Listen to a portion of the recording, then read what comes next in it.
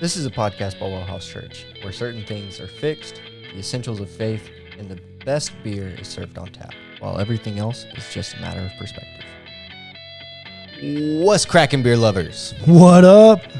We back again. Mo beer? Mo Theology. Let's go. Dude, merch. Mo beer. Mo Theology. Yeah, we've already said that. No, we haven't. Yes, we have. It's on my merch list.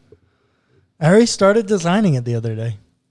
Whoops. You don't even remember our own merch? Dude, we come up with so much cool stuff. We do come up with a lot of cool stuff. It's at this point that I'm like, oh, hey, what are you doing there, buddy? Yeah, it's this point that I'm like, what we come up with so much cool stuff that I'm like, I'm losing it, bro. I'm losing it. To all of our listeners, we're coming up on year one anniversary towards the end of September, and we will, in celebration, be launching our merch line. We will be. It will be developing, so we won't come out with all of the products all at once, just because there's so many that we want to do.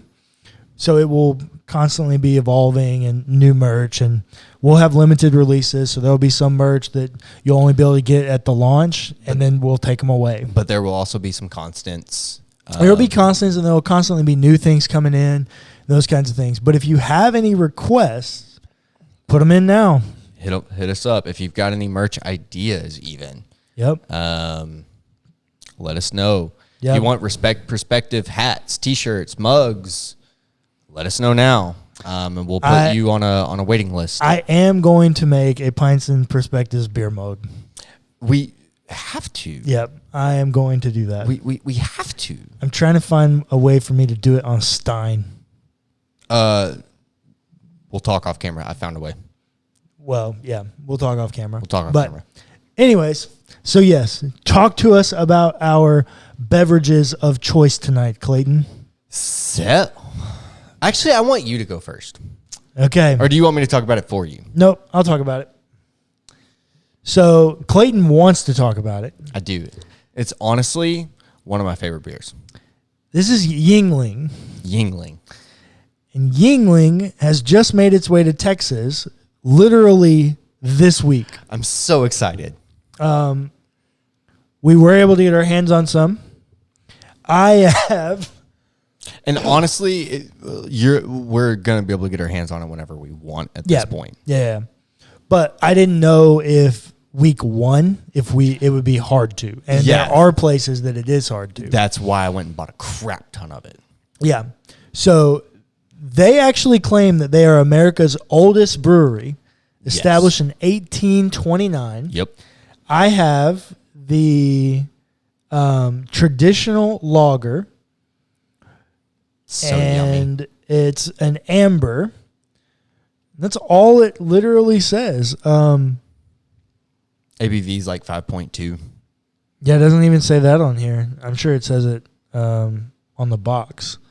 Yeah, I think it's like 5.2, something like that. It's like a standard lager ABV. And they are a Pennsylvania brewery, but this was brewed in Fort Worth. Yeah. It is not a craft beer. No, it is a macro. It is a macro, but it is one of my favorite beers, and Cullen's never had it. I've never had it, not once. I had it for the first time in Florida, and it was amazing. And then y'all know I spent some time up in New York, and so I drank a lot of it up there too. It was only sold on the East Coast for the longest time. Yeah. And I don't know, over the last several years, people have migrated. Well, no, over the last several years, Texans have been going on the East Coast drinking this beer, and they're like, why don't we get this here? Yep. Why isn't this a thing? And we, as Texans, have just bugged them enough about it. I guess so. That they're like, okay, yeah, let's go. And I don't know. I wasn't expecting it. Me and my mom were just driving, and we saw a Yuengling delivery truck at one of the liquor stores around here. And I looked at Mom, and I pointed at it, and she saw it, and she goes, oh! And I said, yeah, turn around. And so we whipped around, and we pulled into the liquor store, and he said, oh, no, we're getting it next week. And I was like, crap. And so I hopped on my phone and I was like, what's going on here? And I was like, okay, so it's coming to Texas now. Yep. And then as soon as it hit the store, like hit the shelves at HEB, I went and bought a crap ton of it. You did. I went and bought like almost $80 worth. Yeah. And distributed it amongst our 3 households. Yeah. Because I know that it's going to sell out pretty quickly, right? And it has. And the traditional lager is one of my favorites. Wow. All right. Well, I'm excited to try it. Mine is the last of our Manhattan Project beers. This chapter has come to a close. I hope to get more. Okay. Hey, Manhattan Project, want to sponsor a podcast? Yeah. Because we have loved everything that you're doing. I mean, you know that the Fallout for me was not one of my favorites, but like it was really clove heavy. It was really clove heavy for my palate, but like still, it was really good. But I have high hopes for this one. It's the Black Matter. It is a coffee stout. It is 8.6%. I did not see that until now. Ooh. But it says it pairs well with a warm fire, a ribeye, and ice cream. Oh. All things I love. Yeah.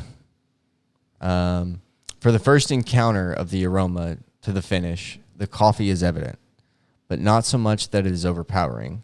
As the beer warms, you will discover chocolate, cinnamon, and even a touch of vanilla in both the flavor and the nose. It has a full, silky body with medium carbonation, and it has a little roasty scale here, and it's about 3/4 of the way full. Mm. So I'm assuming that the coffee roast is going to be pretty prominent. Pretty prominent. Yep. All right. Well, Pretty cheers, excited. buddy. Cheers.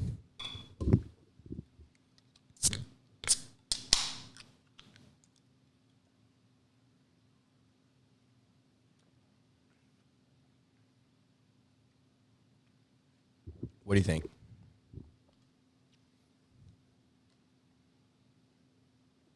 It's hard for me to smell in the can.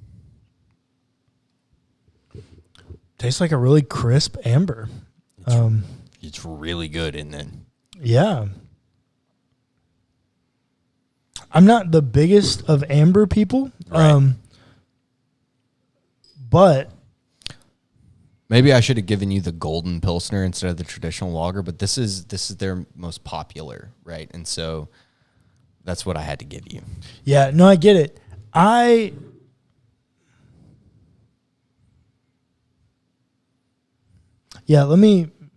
do an intermission here in a minute.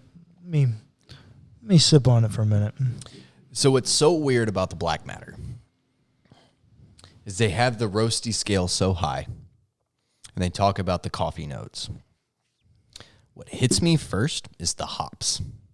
Oh, it's hop heavy. Or forward. Hop forward, for sure. I get this huge burst of herbal florality. And then What kind of hops is it? I can't tell. I don't know. Like super citrus, floral kind of hop? It's more floral, less citrus. Okay. And so like I really don't know what kind of hops it is. Can't place it. But that is what hits me first. And then it kind of develops into like a sweet malt. And then a big, huge burst of roast coffee. Okay. And then it kind of develops in this chocolate baking spice. It's a very interesting, very complex kind of beer. Because it starts on one spectrum and ends on the other. Yeah, right? You go the full gambit. Which makes it really interesting for a beer nerd. Yeah. Right? But I love it. Not something I would drink every day. Yeah. But I do love it. It's really good. Yeah. I don't know very many people that would drink stouts or that dark of beer every day. Yeah. Oh, I know someone who would. Oh, all right. He can't afford it, but he would. Oh, yeah. That's probably fair. And so for me, I'm sitting at 8.5. 8.5. Yeah. So also my rating on last week's episode. Oh yeah, you kind of. I got to change it. The more I drank that beer, the less and less I liked it. It was, for those of you who don't remember, it was the maple syrup, pecan. It was maple and pecan is what it was. Yeah, it was maple pecan Russian stout. Yeah, I didn't even finish it. It was not good. It wasn't good. It was interesting at first, but it was so sweet and rich that I couldn't even finish it. I felt like I was drinking maple syrup. Yeah.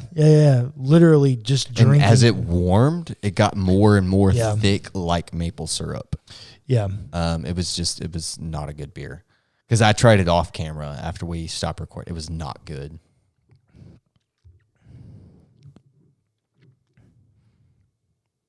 I think I'm 7-1 on this. Really? You're that low? Yeah. I expected at least a 7.5. No, I think the way that I'm going to do these ranking systems is like 7 is the number where it's just like it's a good beer. I would drink it if it was around, but I'm not necessarily like craving it. Yeah. I think it's barely better than just like a middle of the road beer. Okay. I think I'm going to go 7-1. I think that's the scale system I want to use to rank these. I will be going just purely off 1 to 10. Honestly, I'm not like, I would think for me, the middle of the road would be 5. And so like I would put High Life at a 5. You know what I mean? Now that's also not considering price that's just considering overall quality of beer. Yep. And so like a good middle of the road. Oh, I don't know if I'd put High Life. No, I would. I would put High Life at a 5, and I would put Coors Banquet at like a 5.2. You know what I mean? Yeah, I feel that. And so like now you kind of understand how I'm scaling beers, I guess. Yeah. I get that. I'm okay with that. All right. Let's talk about marriage and divorce. Yeah. We didn't really talk much about it last week because I was obviously telling everyone my story. But marriage and divorce is not only a New Testament topic.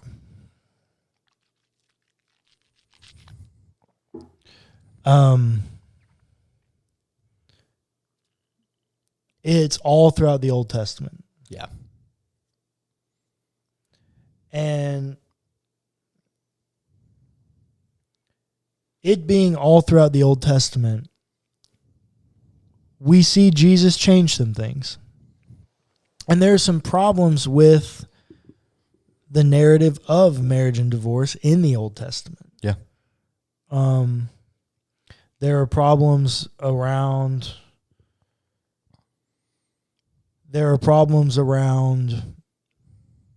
what it means. Why can someone get divorced? Is divorce acceptable? There are problems about the way it's instituted, commanded, all of these types of things. And so here's what's going on. Marriage is quickly an institution of the church. Oh, 100%. They're going to go about marriage. We don't think about it that way because in our lifetime, marriage has been an institution of the government. Right. But originally, marriage is an institution of the church. Yeah. Well, Moses ends up giving a clause in the law that you can get a divorce, but if you get a divorce, you must give the woman a certificate of divorce so that she's free to either return home or marry again or any of those kinds of things. Here's part of the problem. That's the only stipulation that was given. You had to give her a certificate of divorce. People are divorcing people for very frivolous things. Yeah. The joke that I've heard people use and some of my professors use is that you could divorce a woman if she burned your toast. Right. And like it's culturally okay. Very kind of abusive way of living life and thinking about a covenant of marriage. Yeah. That's the culture that exists by the time Jesus shows up. They're just marrying, divorcing, and remarrying over and over and over and over again. If you've got the money to pay for the dowry, you can marry as many times as you want. Right. And the other thing is notice the language. You must give her a certificate of divorce, meaning that men are the only ones that can initiate divorce. Right. All of that's very different culture than the culture we have today. There's also these weird conversations that we will talk about when we dive more into Richard's book. But there comes a point actually where Ezra and Nehemiah command mass divorce. Yeah. Which is a big ethical concern. Well, and do you remember why they do it? Or what the mass divorce command is? It's anyone who is not Jewish. It's anyone married to a foreign woman. Yeah. Now, they can say all they want that it's because they're trying to protect the sanctity of the Israelite religion. Yeah. And that's fine. But like, you still commanded mass divorce. Yeah. Extremely problematic. From a narratival perspective. Sure. From a narratival perspective, from an ethical perspective in general. Yes. And so when we get to Jesus, this is the culture that Jesus is living in. There's a pretty tainted history, if we can be honest, about marriage, divorce, and remarriage. Coming from Ezra and Nehemiah. Well, not just that, but just from the Israelite people. I mean, we looked at this 2 days ago on Let's Talk, but Solomon had 700 wives. Yeah. Do you really think that he can be fully giving himself to 700 different women? Well, yes. So, no. Right. But I need to clarify that. No, absolutely not. And yes, that is true. But what's so funny is that when we talk about marriage and family and marriage and divorce, everyone likes to go to the Bible and like to say, oh, the Bible doesn't say that you can get divorced. Like, it's not okay. You shouldn't divorce, blah, blah, blah, blah, whatever. But when we talk about the Mormons and their polygamy thing, we like to say that that's wrong too. Yeah. Well, guess what? There's polygamy in the Bible and God does not condemn it. So, like, explicitly. So what do you do with that? Go. Yeah. It's really difficult. It's not easy. Oh, I'm not saying that you like answer that question. I'm just saying that like this is an issue with. I mean, there are places in the Bible where I don't think they're really talking about polygamy. Polygamy had kind of died by the time of the New Testament. Very few people were doing that. But there is that clause in Timothy about the deacons. Mm-hmm. A husband of one wife. Of one wife, yeah. A lot of people think that's actually referring to polygamy. I'm not convinced. I'm not either. But you could read that way. That would be possible. I'm not endorsing polygamy. Don't hear it that way. Yeah, no, I know. But it is a valuable conversation about marriage and divorce. Yes. Because it is a conversation about the sanctity of marriage. Well, and actually, this is a conversation we probably need to have to close out the podcast, because I want to start talking about Jesus, but I want to let Richard do that. And so I want to do that next week. Okay. I wanted to set all of this up. But this is Pints and Perspectives. And I actually want to have a conversation about marriage as a sacrament. Yes, let's do this. I don't know how many Catholics we have listening to the podcast. But if you are Catholic, then you know that there are 7 sacraments, one of which is marriage. Yep. We don't have that in the Protestant church because we don't believe in sacraments. Yeah. Or in the evangelical church. Yes. At large, the evangelical church does not believe in sacraments. I actually do. My own personal theology is sacramental. Y'all know that, like, I have things that are Catholic-like, and so I'm fully there on the sacraments. Yeah. So fully there. And here's my thing. I think if there are different levels, there are varying levels of experiences of grace. Yep. You have saving grace. Yep. You have grace as a gift. You have, it's an act of God's grace that everyone woke up this morning. Yes. If God's the author of life, then literally living and breathing is an experience of grace. So if there are varying degrees of experiences of grace, then there are also varying degrees of dispensations of grace. I'm okay with it being sacramental. I got no problem with it. No. Now, where I draw the line is that the sacrament is the thing that is the saving grace. Yes, that's where I draw the line. But sacramental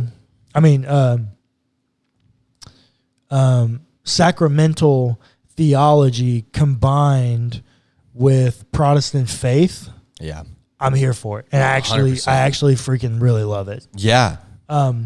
So with that, in the Catholic Church, marriage is a sacrament. Would you say marriage is a sacrament? Absolutely.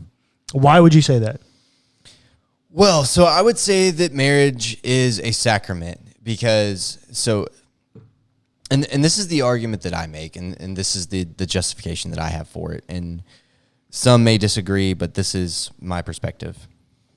When we look at the holy wedding day, all marriage is based off of that. Yeah. Right? Christ and the church coming together as one. And we get that same language in the pastorals as well. Yep. Right? And in Ephesians. And in Ephesians. And so all marriage is based off Christ and the church coming together as one. And so that is why, for me, it has to be sacramental because it directly involves grace. Yes. So that's for me. I don't accept all of the 7 Because you can't, sacraments. you cannot accept absolution Well, it's not just that. or absolutions. There are so many of them I can't accept. I accept 3. 3 of the 7. The Eucharist, marriage, and baptism. But why? What do all of those have in common? Grace. Impartations of grace and... Well, no, that the way they're talked about are metaphors of Christ. So Eucharist is, this is my body, this is my blood. Baptism, buried with Christ, raised to walk in newness of life. And then marriage, Christ's love for the church. Husbands, love your wives as Christ loved his church, giving of himself for her. Yeah. All of them have Christological metaphors. Yeah. Which, by the way, side note, while we're on this topic, if you have not heard the song Holy Wedding Day by the City Harmonic, pause this, go listen to that, come back. Okay. I haven't. I'm not going to pause and listen to it right now. But yeah. But like, you should listen to it. Okay. I will definitely do that. So I set all that up about marriage as a sacrament to say, as someone who is currently going through divorce, will be officially divorced in a few short weeks, marriage is not to be taken lightly. I fought hard for my marriage. Yeah. I fought literally, and Clayton saw the whole thing. He can tell you, but like, I fought with everything I had. I literally remember leaving feeling so defeated and depleted because I gave everything I had. Look, Cullen's not going to be the hero of his own story. And I told you guys this last week, and I actually fought inside myself whether or not I was going to tell that story. Cullen legitimately fought until he had nothing left. I've never seen Cullen so done and just out of everything. And I'm sure like some of you guys saw it too, just in like us recording, because there were nights that he and I would record and he wasn't him. He wasn't this that is sitting across from me right now. he legitimately fought until he had nothing left. Yeah, I did. And that's because I genuinely believe that marriage matters. It's important and it's sacred. Yeah.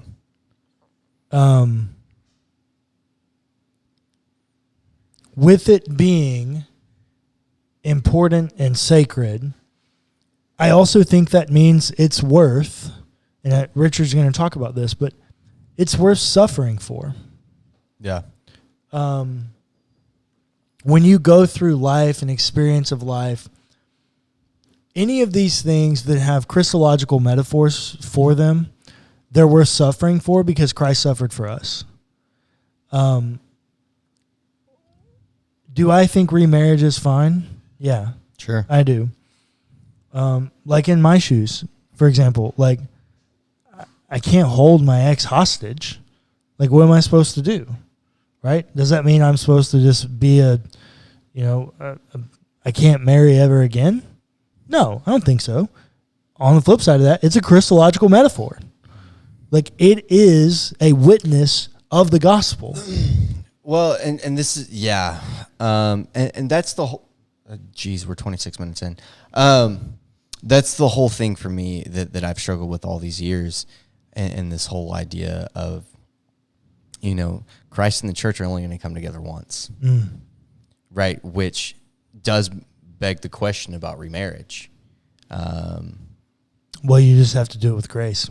You have to do it with grace. That's the thing. Yeah. You have to do it with grace. Yeah. There is grace in all things. Yep. And guess what? You screw up. Yeah. You marry the wrong person, and your marriage and your family is not healthy. Yeah. Right? And those things happen. Yeah. But what happens is you have to make the best decision for yourself, your partner, and your family in general. And this is me talking. Yeah. Right. I will say that. This is me talking. You have to make the decision that's best in those scenarios. And there's grace. Yeah. I think that's the other side of the conversation, is that if I'm real honest, I think we're too light with marriage. I don't think that we do a good enough job putting the seriousness of marriage on display for people.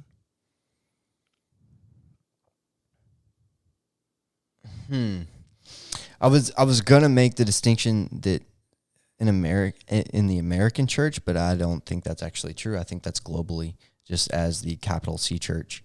I think I would agree. Look, divorce is not only an American problem. No, it's not.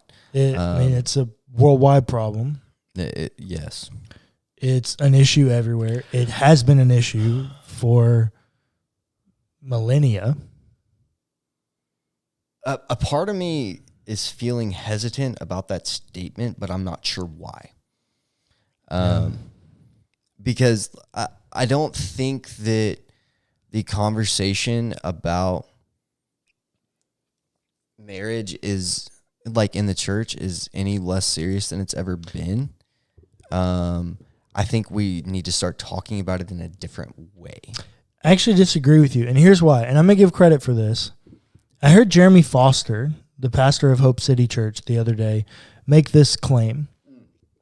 They're going through they're going through a super cool series right now about, like, dating and marriage and family. Yeah, super cool.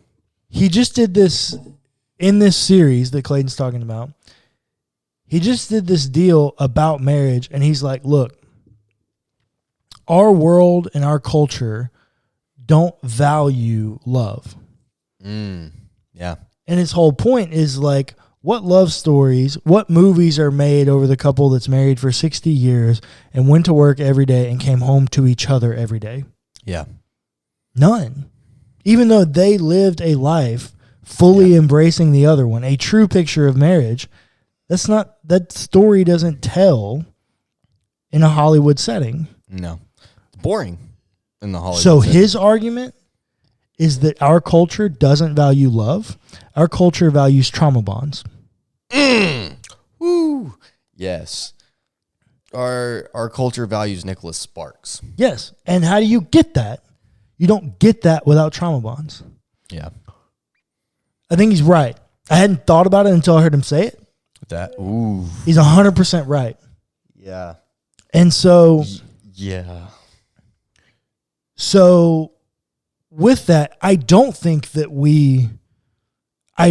we take marriage seriously enough. I don't think we paint the picture of love well enough. I don't think, because our world and our culture is so selfish, and marriage is not a place to be selfish. It can't be. Well, Paul says in Ephesians 5:21, right as he introduces a conversation about marriage and about husbands and wives and the family and the household code, he says, submit yourselves to one another. yes. That screams at me, don't be a selfish jerk. Agreed. And the comment that I was making earlier was that marriage as an institution has always been very important in the church, right? We need to reframe how we're talking about it. I'm fine with that. We need reform in our conversation about marriage, because at this point, so let's think about it this way. Now, we have seen an increasing amount of divorces, right, over the last several decades. Yeah, it's insane at this point. The increasing amount of divorces is heartbreaking. But think about it 100 years ago. Yeah. Hardly anyone was getting divorced, right? They were living in this horrible life that they were unhappy with, right? Just because there was stigma around divorce. Well, and because of all of what you're saying right now, we're about to see divorce rates compound on one another. Yes. We're already seeing it, right? Yeah. 50% of first-time marriages, 70%, 75%, Of second marriages. and 80% of third. Yeah. They're compounding on themselves. Yep. Give it another 2 decades. Yeah. I It's bet gonna get that even worse. I bet that first number is worse than 50%. I bet it's closer to 60% in 2 decades. Agreed. Unless we take serious interventions. That's the deal. And that's the thing that is so scary. And that is why I think that we need to reframe our discussions about marriage. Well, and it's hard to know if reframing is the way to do it. Because I actually think the frame is great. If the frame is the metaphor of Christ's love for the church, the frame is more than sufficient. So let's talk about it this way. If we're talking about a window, Okay. the window frame is fine. Mm-hmm. The window itself is broken. Yeah, the window needs to be replaced. The window itself needs to be replaced. Yep, I agree with that. And I think the first step that we need to take, because divorce is so prominent and there's still such a stigma around divorce in the church, we as the church, and I'm going to throw myself in there, and I'm going to throw you in there too, because we've both been there.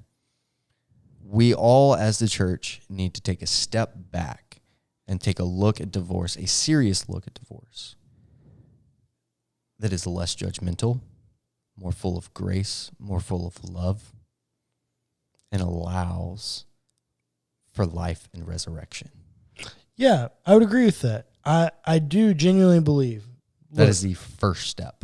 Yeah, look, you're talking to a dude who's going to be divorced in 2 months. Yeah. Yeah, you're not going to hear any qualms from me. Yeah. But the other thing that I don't want is I don't want to fall into the Romans 6 trap Should I just continue doing this so that grace may abound? Agreed. No, marriage is something very sacred. Agreed. It is a metaphor of Christ's love for the church. Yes. And I think I told you this countless times when I was, trying to fight for mine and was trying to save something. I told Clayton countless times, I was like, dude, God never gave up on Israel. Yeah. Even though he called them adulterers, which, as you guys know, my wife cheated on me, had an affair, is with the man that she had an affair with now. She replaced me with another man, as Israel replaced God with another God. Yeah. And he calls them adulterers. Like, that is not gets the Cullen pain. Putting himself on par with God. Let's just No, it's not. It's comparing the level of adultery. Yes. And the fact that God gave the ultimate thing of himself for the adulterer. I say all that to say this is a podcast about a conversation of marriage and divorce in a series of God and ethic. Your ethic should meet your theology. Yes. If you have a low view of marriage, well, first of all, I would challenge your theology. Absolutely. Because I don't think there's an easy way. I don't think it's possible to get to a low view of marriage theologically from the Bible. And so if you have a high theology of marriage, you need to have a high ethic in trying to stay there. Can I jump in? Yeah, go ahead. Quickly? A friend of mine once told me, I was going through a really bad breakup and with a girl that I thought I was going to marry. And he said, look, dude,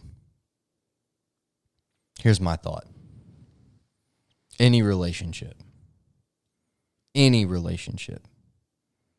whatever your problems, can be worked through. There is nothing that you cannot overcome. If you both want to. If you both both put in the work. I would agree with that. I would too. And when he said it, it clicked for me. Because it seemed like in that moment where I was stuck in this relationship where there were issues that I could not deal with and I didn't know how to deal with other than get out. Yeah. After I was already out, he told me this. I was like, dude, you're right. We probably could have worked it out. Yeah. Now, in my situation, it would not have been a good thing for us to try to work it out. But as a general idea, if you are in a marriage and if you have a high view of marriage and a high view of God, you need to do everything in your power to make it work. Yeah. Because you can make it work through communication, through vulnerability, and maybe a part of that is therapy, like marriage and family therapy. You can make it work. You can do it. Well, and not just, I think that's the other thing is you were talking about replacing the window. I think that language that we use there of making it work is actually not a good metaphor. I retract my statement. I agree. You can thrive. You can thrive. We have seen couples. We have. And we've seen couples in our community. Yes. Thrive from working it out. Yes. I believe that 100%. And here's the deal. Here's why I did this episode.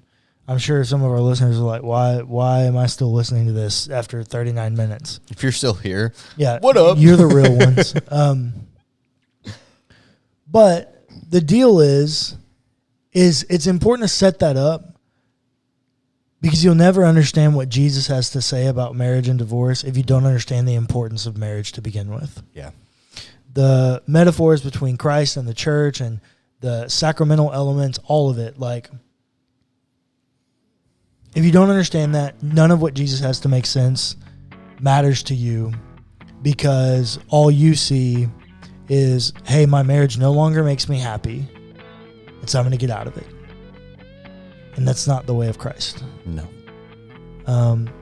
So join us for the next few weeks as we look at the New Testament ethic by looking at Jesus' conversations about marriage and divorce.